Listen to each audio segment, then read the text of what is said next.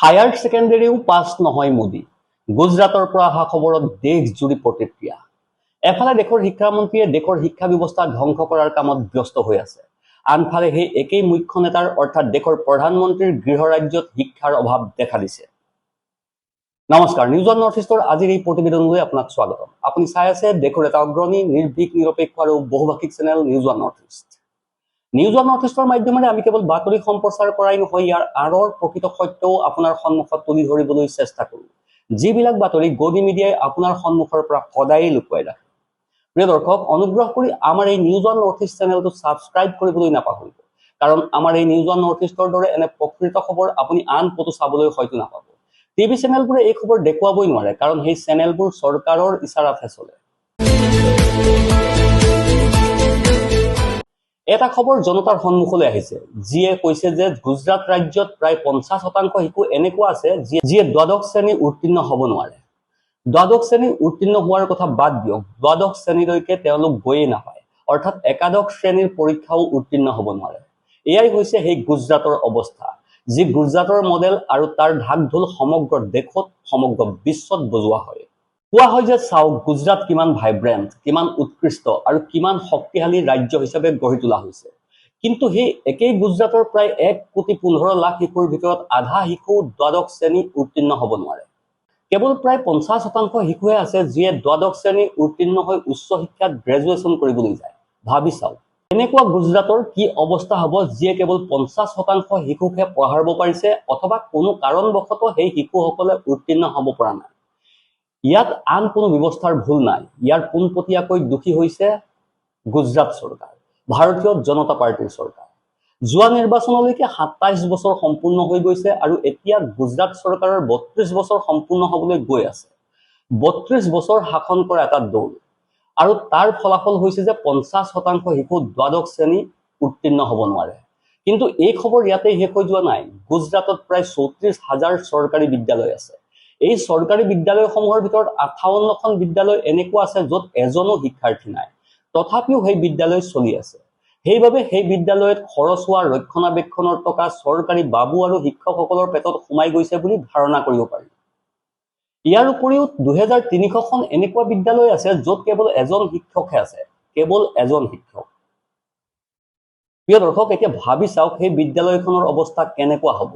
যদি শিশুসকল আহেও তেন্তে ক্লাৰিকেল কামৰ পৰা আৰম্ভ কৰি প্ৰধান শিক্ষকৰ কামলৈকে আৰু মিড ডে মিল বিতৰণ কৰাৰ কামলৈকে সকলো কাম এই এজন শিক্ষকৰ ওপৰতেই থাকিব। তেন্তে এই শিক্ষকজনে কিমান শিশুক পঢ়াব, কিমান উৎকৃষ্ট শিক্ষা দিব পাৰিব, তাৰ অনুমান আপুনি নিজেই কৰিব পাৰিব। যোৱা 12 বছৰত সমগ্ৰ দেশত প্ৰায় 95 লাখ বিদ্যালয় বন্ধ কৰি দিয়া হৈছে। গুজৰাটতো ইয়াৰ কোনো অংশ থাকিব পাৰে নেকি? অৱশ্যেই থাকিব পাৰে, আৰু ইয়াৰ ভিতৰত যি আটাইতকৈ ডাঙৰ সংখ্যা আছে সেয়াই হৈছে দেশৰ জনসংখ্যাৰ হিচাপত আটাইতকৈ ডাঙৰ ৰাজ্য উত্তৰ প্ৰদেশৰ, য'ত প্ৰায় 25,000 বিদ্যালয় বন্ধ কৰি দিয়া হৈছে। গুজৰাটতো এনেধৰণৰ কাৰ্যসূচী আৰম্ভ হ'ব পাৰে।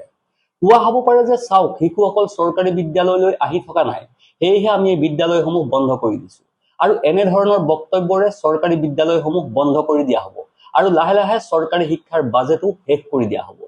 এইটো কোনো অনুসন্ধানমূলক সাংবাদিকতা নহয়, এইটো কোনোবাই বিচাৰি উলিয়াই অনা খবৰ নহয়। প্ৰিয় দৰ্শক, এইটো চৰকাৰৰ তথ্য। গুজৰাট চৰকাৰৰ UDISE+ তথ্য অনুসৰি এই খবৰ বাতৰি কাকতত, ৱেবছাইটত, সকলো ঠাইতে প্ৰকাশ পাইছে, কিন্তু কাৰো কোনো পাৰ্থক্য নপৰে। এতিয়া মানুহে সেই নেতাজনক প্ৰশ্ন সুধিছে, যিজন নেতাই গুজৰাটক বহুত প্ৰচাৰ কৰি আহিছিল। যিকোনো ব্যৱসায় স্থাপন কৰিব লাগে গুজৰাটত কৰক, বুলেট ট্ৰেইন চলাব লাগে গুজৰাটৰ আহমেদাবাদৰ পৰা চলাওক। আপুনি যদি যিকোনো কাৰখানা স্থাপন কৰিব বিচাৰে তেন্তে গুজৰাটত স্থাপন কৰক। এই সকলো সমৰ্থন গুজৰাটক দিয়া হয়। কিন্তু সেই একেই গুজৰাটৰ শিশুসকলে শ্ৰমিকৰ সমান শিক্ষাও লাভ কৰিব পৰা নাই। এতিয়া মানুহে নৰেন্দ্ৰ মোদীক প্ৰশ্ন কৰিছে, যাৰ নিজৰ ডিগ্ৰীৰে কোনো সঠিক তথ্য নাই। তেওঁ কিমানলৈকে পঢ়িছিল, তেওঁ দ্বাদশ শ্ৰেণী কোনটো বছৰত সম্পূৰ্ণ কৰিছিল, তেওঁ ক'ৰ পৰা শিক্ষা গ্ৰহণ কৰিছিল, তেওঁ গ্ৰেজুৱেশ্যন ক'ৰ পৰা কৰিছিল, নে তেওঁ মাষ্টাৰ্ছ ডিগ্ৰী ক'ৰ পৰা লাভ কৰিছিল। এই সকলো প্ৰমাণ কৰাত প্ৰধানমন্ত্ৰী নৰেন্দ্ৰ মোদী ব্যৰ্থ হোৱা বুলি কোৱা হৈছে। আৰু বৰ্তমান দিল্লীৰ আদালতত চলি থকা যিটো গোচৰ আছে, সেই গোচৰটো এটা বন্ধ অৱস্থাত গৈ উপনীত হৈছে। জনতাই কৈছে, যিজনৰ নিজৰ ডিগ্ৰীৰে কোনো ঠিকনা নাই, তেওঁ নিজৰ গৃহ ৰাজ্যত শিক্ষা কেনেকৈ আগবঢ়াই নিব। এই কথাত বিশ্বাস কৰা অত্যন্ত কঠিন হৈ পৰে। জনতাৰ প্ৰতিক্ৰিয়াও আপুনি শুনিবলৈ পাইছে। মুকেশ মোহন এজন সাংবাদিক, এজন কৰ্মী। তেওঁ সদায় ছচিয়েল মিডিয়াত এই বিষয়ে কৈ আৰু লিখি থাকে। এই খবৰটো শ্বেয়াৰ কৰি তেওঁ কি লিখিছে?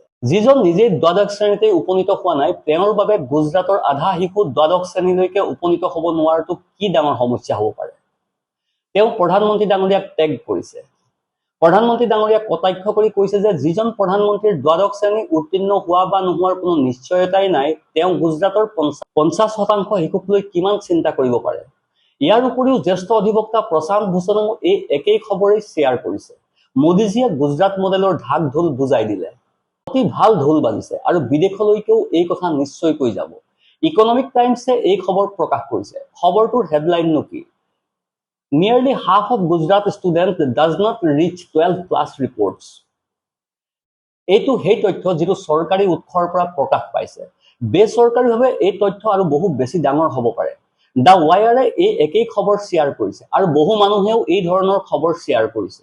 অতুল লণ্ডে পাতিলে এই খবৰেই শ্বেয়াৰ কৰিছে। কেনেকুৱা গুজৰাট মডেল য'ত 100 জনৰ ভিতৰত 50 জন শিশুৱে দ্বাদশ শ্ৰেণীতেই উপনীত হ'ব নোৱাৰে। এতিয়া সেই একেই শিক্ষানীতি সমগ্ৰ দেশত প্ৰয়োগ কৰা হৈছে। না পঢ়িব ইণ্ডিয়া, না আগুৱাই যাব ইণ্ডিয়া। এইদৰেই নেকি সমগ্ৰ বিশ্বক আমন্ত্ৰণ জনোৱা হয়? আমাৰ ইয়ালৈ আহক আৰু কাৰখানা স্থাপন কৰক। আমি ইঞ্জিনিয়াৰ, ডাক্তৰ দিব নোৱাৰিম, কিন্তু নিবনুৱা আৰু অদক্ষ শ্ৰমিক নিশ্চয় যোগান ধৰিম, যিসকল কেৱল বোজা কঢ়িয়াব পৰা যোগ্য হৈ থাকিব। যদি আপুনি শিক্ষা ব্যৱস্থাই শেষ কৰি দিয়ে, তেন্তে সমগ্ৰ বিশ্বই আমাৰ শিশুসকলক, আমাৰ কৰ্মশক্তিক কেৱল শ্ৰমিক হিচাপেহে গণ্য কৰিব, যিসকলে কেৱল এঠাইৰ পৰা আন ঠাইলৈ সামগ্ৰী উঠাই লৈ যাব পাৰে। এই সম্পূৰ্ণ বিষয়টোক লৈ আপোনাৰ মতামত কি? আমাক কমেন্ট সেকশনত নিশ্চয় জনাব। খবৰটো ভাল লাগিলে ভিডিঅ'টো লাইক কৰক, শ্বেয়াৰ কৰক আৰু চেনেলটো সাবস্ক্ৰাইব কৰিবলৈ একেবাৰেই নাপাহৰিব। Bureau report, news one north east.